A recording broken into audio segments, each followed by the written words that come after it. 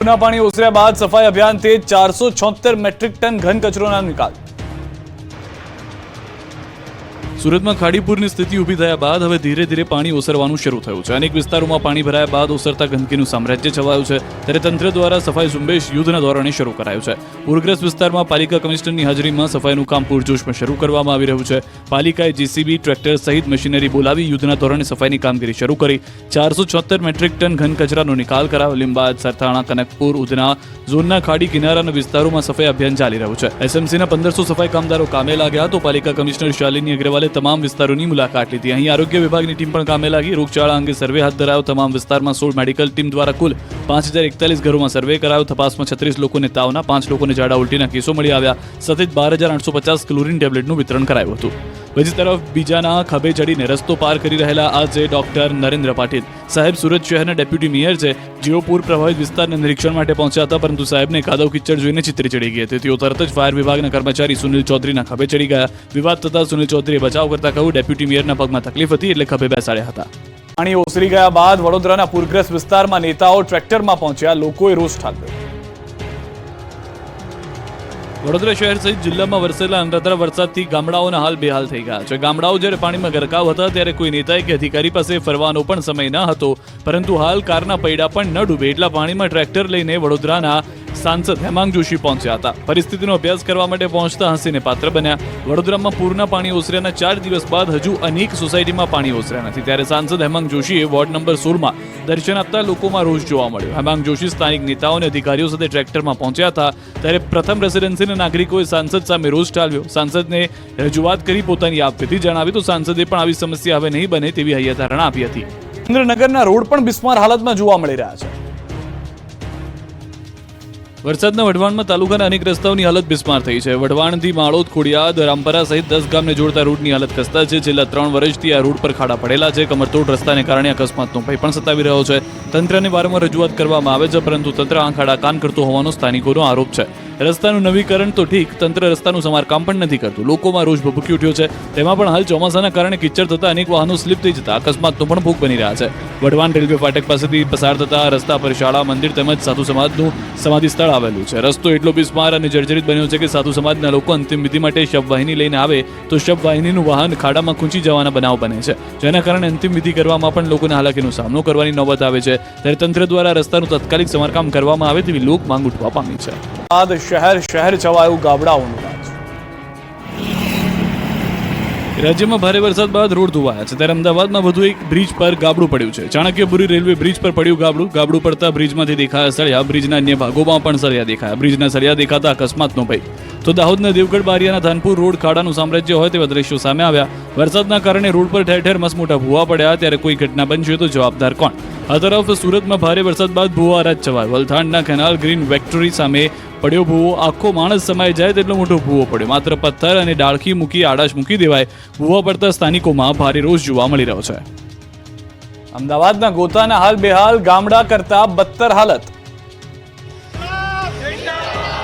અમદાવાદની મહિલાઓનું વિરોધનું કારણ છે પ્રાથમિક સુવિધાનો અભાવ. અમદાવાદના ગોતાનો વિસ્તાર ગામડાઓ કરતાં પણ બદતર બની ગયો છે. અહીં તંત્ર દ્વારા પ્રાથમિક સુવિધાઓ પણ નહીં આપવામાં આવતા અહીં લોકોને જાણે કોઈ ગામડામાં રહેતા હોય એવું લાગે છે. નથી અહીં રોડનું સુખ, નથી આવતું સમયસર પાણી, નથી ગટરના કોઈ ઠેકાણા, નથી કોઈ સુવિધા. 10 વર્ષથી આ વિસ્તારમાં લોકો રહે છે, પરંતુ આજે પણ આ વિસ્તારનો વિકાસ નહીં થતા લોકો કંટાળ્યા છે. અહીં દર ચોમાસે ગટર ઉભરાતી રહે છે. રોડ પર કિચડનું સામ્રાજ્ય છવાતું રહે છે. રેલવે અંડરપાસ મંજૂર થયા છતાં નથી થયું કોઈ કામ, જેથી કંટાળી લોકોએ વિરોધ પ્રદર્શન કર્યું. પોતાના અપેક્ષા સોસાયટીના લોકોએ વિરોધ કર્યો. મહિલાઓએ થાળી વગાડી વિરોધ નોંધાવ્યો. આકાશી આફત બાદ અનેક પરિવારો નોંધારા બન્યા. ધોધમાર વરસાદને કારણે ડાંગના રાણી આંબા ગામમાં તબાહી મચી છે. ઝાંખરી નદીના પૂર રૂપે આવેલી આફતે અનેક પરિવારને નોંધારા કરી નાખ્યા. ઘરમાં ગળાડૂબ પાણી ભરાતા ઘરનો સામાન બરબાદ થઈ ગયો. ઘર વખરી, ઘાસચારો, બાઇક સહિતની ચીજવસ્તુ ઉપર પૂરના પાણીમાં તણાતું જોવા મળ્યું. અનાજની દુકાનમાં પણ પાણી ફરી વળતા ભારે નુકસાન થયું. દૂધની ડેરીમાં પશુદાણ પલળી જતા લાખો રૂપિયાનું નુકસાન થયું. એટલું જ નહીં, ગામ તરફ જતા મુખ્ય માર્ગ પર કોઝવે ધોવાઈ જતા લોકોને પારાવાર મુશ્કેલીનો સામનો કરવો પડ્યો. ગામમાંથી પસાર થતી આ નદીનું વહેણ એટલું તીવ્ર હતું કે ગામના લોકો ડરી ગયા હતા. તેમજ ઘરોમાં નદીનું પાણી ફરી વળતા લોકોને અડધી રાત્રે પૂરના પાણીથી બચવા ઘરની બહાર નીકળી આવવાની નોબત પડી હતી. ગામની પ્રાથમિક શાળામાં પણ પૂરના પાણી ફરી વળવાને કારણે શાળાની પ્રોટેક્શન વોલ તૂટી ગઈ હતી. વરસાદ ધોધમાર થયો, જેના કારણે અનેક રસ્તાઓ પર લો લેવલ કોઝવેનું ધોવાણ થયું. ત્યારે વડપાડા અને છેવડી ગામના લોકોને હાલાકી વેઠવાનો વારો આવ્યો છે. કૃતિ સોળે કળાએ ખીલી ઉઠી છે. આહલાદક વાતાવરણના દ્રશ્યો પંચમહાલના છે. ભારે વરસાદ બાદ પંચમહાલના જંગલો જાણે લીલી ચાદર ઓઢી લીધી છે. અહીંના લીલાછમ જંગલો અને તેના કુદરતી ઝરણા અને ધોધ પ્રકૃતિ સોળે કળાએ ખીલી ઉઠ્યા છે. તેમની સુંદરતામાં ચાર ચાંદ લગાવી દે છે.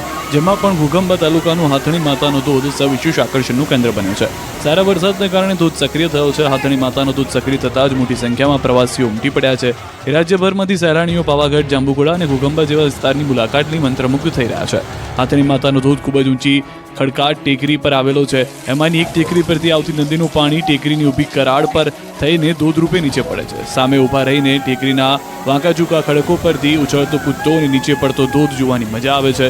ધોધની નીચે જે જગ્યા પડે છે ત્યાં પણ વાંકાચૂકા ખડકો અને સુંદર ઝરણા પથરાયેલા છે તથા આજુબાજુ વૃક્ષો અને કીચ જાડી છે એટલે ત્યાં સુધી પહોંચવાનું પણ અઘરું છે. છતાં ધીરે ધીરે સાચવીને ત્યાં જરૂરી પહોંચી શકાય છે.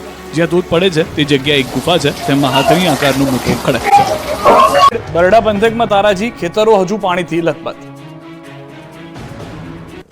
પોરબંદરના ખેડ પંથકમાં વરસાદ થંભી ગયા અને અઠવાડિયું થઈ ગયું, પણ ખેડ અને બરડા પંથકના ખેતરો હજુ પણ કંઈક આ રીતે પાણીથી લથબથ છે. હજુ પણ ખેડ અને બરડા પંથકમાં તારાજી જોવા મળી રહી છે. પોરબંદર દ્વારકા હાઈવે પાસે આવેલા ખેતરો એક અઠવાડિયા બાદ પણ પાણીમાં ડૂબેલા છે. ખેતરોમાં ઉભેલા પાકને પણ જળ સમાધિ લેવાનો વારો આવ્યો છે. શ્રીનગર સહિતના ગામોના ખેતરોમાં પાણીમાં ગરકાવ જોવા મળી રહ્યા છે. ખેડૂતોની નજર સામે જ તેમની મહેનત પર પાણી ફરી વળ્યું તેવું દેખાઈ રહ્યું છે. ખેડૂતોનું કહેવું છે કે હાઈવે બન્યા બાદ ખેતરોમાં પાણી ભરાઈ જાય છે. પાણીનો નિકાલ થઈ શકતો નથી અને નુકસાની વેઠવાનો વારો આવે છે. ખેડૂતોને લાખો રૂપિયાનું નુકસાન સહન કરવાનો વારો આવ્યો છે. ત્યારે ખેડૂતોની માંગ છે કે હાઈવે ઓથોરિટી દ્વારા પાણીના નિકાલની વ્યવસ્થા કરવામાં આવે તેમજ હાલ જે વાવેતર ધોવાઈ ગયું છે તેનું વળતર આપવામાં આવે તેથી ખેડૂતો ફરી વાવેતર કરી શકે. પૂરે તારાજી સર્જી, કોઝવે તૂટતા ગામ સંપર્ક વિહોણું. પંચમહાલના ગામડાઓમાં પૂરે તારાજી સર્જી છે. નદીઓમાં ઘોડાપુર આવતા પાણીના પ્રચંડ વેગમાં કોઝવે રોડ ધોવાયા છે ત્યારે ગોમા નદીમાં પૂરની સ્થિતિ જોવા મળી રહી છે. બે કાંઠે વહેતી નદીના વહેણ રૌદ્ર સ્વરૂપ ધારણ કરતા સાજોરાથી વાવકુલ્લી ગામને જોડતા માર્ગ ઉપર આવેલ કોઝવેને ભારે નુકસાન થયું છે. પાણીના વેગીલા પ્રવાહમાં નાળા તણાઈ જવા માટે સૌથી મોટું ભંગાણના કારણો બન્યા છે અને આ આંતરિક માર્ગ બંધ થયો છે જેથી બંને ફળિયામાંથી નદીના પેલે પાર અભ્યાસ કરતા વિદ્યાર્થીઓ અને જરૂરિયાતમંદો અટવાયા છે. કેટલાક વિદ્યાર્થીઓ શાળામાં જઈ શકતા ન હોવાની વાત કરી. કેટલાક વિદ્યાર્થીઓને 5 કિલોમીટર લાંબો ચક્કર કાપી શાળાએ જવું પડે છે. અહીંના વિદ્યાર્થીઓને સ્થાનિકોમાં સરકાર દ્વારા સત્વરે આ કોઝવેનું સમારકામ કરી માર્ગ શરૂ કરવામાં આવે એવી માંગ ઉઠી રહી છે. કરવો હોય તો પહોંચી જાવ ડાંગ. ગુજરાતના ચેરાપુંજી ગણાતો ડાંગ જિલ્લો કે જ્યાં ચોમાસા દરમિયાન પ્રકૃતિ ચારેકોર ખીલી ઉઠે છે, જેને લઈને ડાંગ જિલ્લામાં આવેલા અનેક ધોધ પણ સક્રિય થાય છે. ત્યારે વઘઈથી 20 કિલોમીટરના અંતરે આવેલું કોસમાળનો ભીગુ ધોધ પણ સક્રિય થતા પ્રવાસીઓ કોસમાળ ધોધ ખાતે પહોંચી રહ્યા છે. કુશમાળ ગામના પ્રવાસન સ્થળ સૌથી વધુ આકર્ષક લાગે છે. આ ધોધ ઉપર જવા માટે કોઈ માર્ગ નથી. પ્રવાસીઓ અહીંયા પહોંચવા માટે 2 થી 3 કિલોમીટરનું ટ્રેકિંગ કરવું પડે છે.